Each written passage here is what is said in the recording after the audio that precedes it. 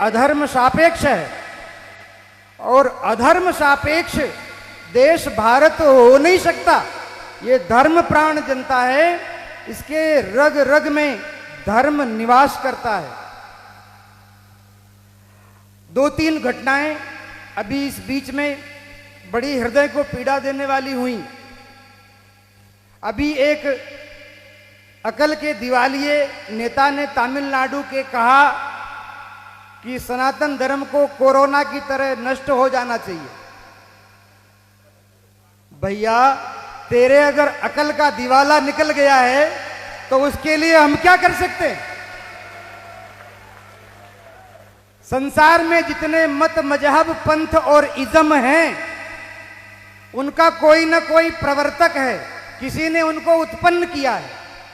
इस्लाम कब से? बोले मोहम्मद से।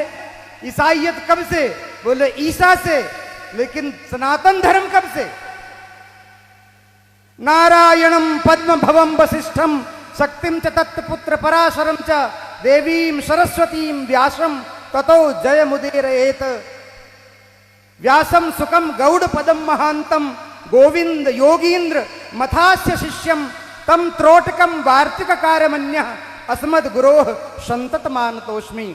हमारी परंपरा भगवान नारायण से शुरू होती है, और नारायण से शुरू होकर के और इन आचार्यों के रूप में आज तक हमारे सामने विद्यमान है। इसका न कोई आदि है, न कोई अंत है, न इसका कोई जनक है, न कोई प्रवर्तक है।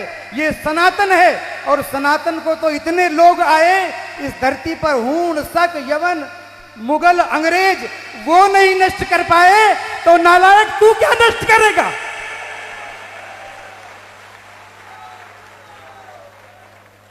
हमारे देश के संविधान में इमरजेंसी काल में जब सारे विपक्ष के नेता जेल में बैठे थे, उस समय आधी रात को 12 बजे तुमने संविधान के प्रियम्बल में धर्मनिरपेक्ष शब्द जोड़ दिया और इस देश को अधर्म सापेक्ष बना दिया।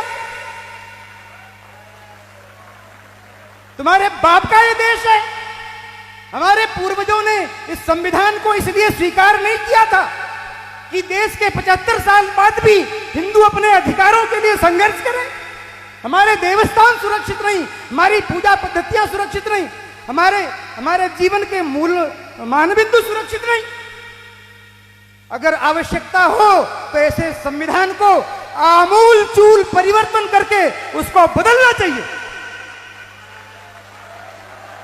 और ये मैं किसी आवेश में नहीं कह रहा हूं, ये मैं किसी आवेश में नहीं कह रहा हूं।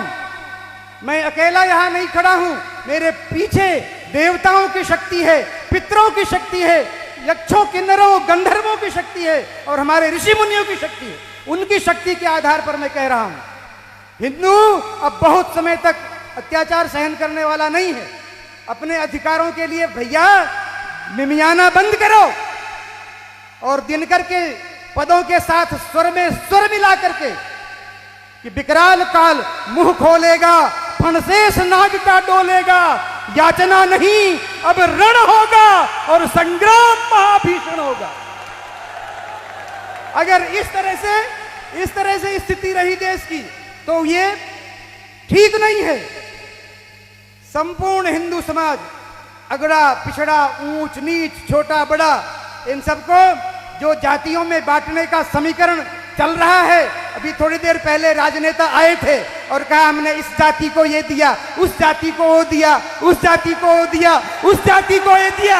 अरे नालायकों, तुम क्या दोगे? समाज को बांट बांट करके सत्यानाश कर दिया, और आज भी समाज को बांटने का प्रयास कर रहे हो। शर्म नहीं आती तुमको? अब हिंदू समाज इस चक्कर में आने वाला नहीं है भैया। सभी लोग एक स्वर में हिंदवा सहोदरा सर्वे न हिंदू पतितो भवे। हिंदू एकमात्र भारत माता की संतान है, और वो न कोई ऊंचा है न कोई नीचा है। एक स्वर में सनातन धर्म की रक्षा होनी चाहिए। पार्टियां आएंगी जाएंगी, सरकारें आएंगी जाएंगी, पर ये राष्ट्र रहना चाहिए, ये धर्म सुरक्षित रहना चाहिए।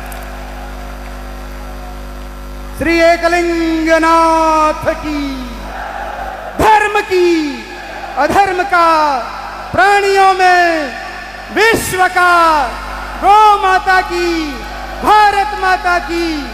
प्रत्येक हिंदू सैनिक हो, प्रत्येक हिंदू सैनिक हो, प्रत्येक हिंदू सनातनी हो, तब इस राष्ट्र की रक्षा होगी। हर हर महादेव। भारत माता की, भारत माता की।